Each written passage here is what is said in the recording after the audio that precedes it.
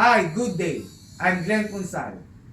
I caregiver student of St. Augustine College, Quezon City.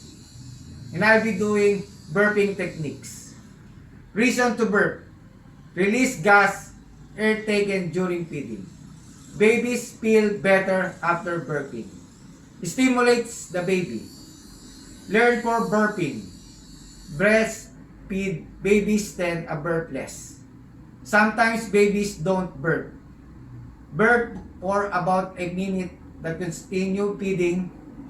If the body is crying, to try standing, rocking, or taking to your body. Two technique for burping. Standing, tap the back and rubbing the back.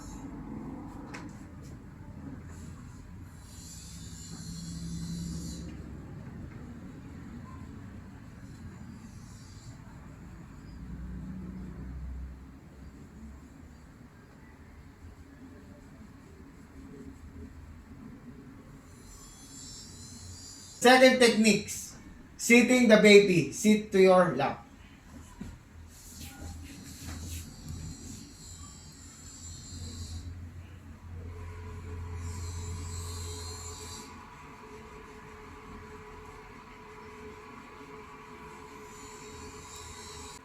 And I'm Glenn Punsal, and that's how burping techniques. Thank you.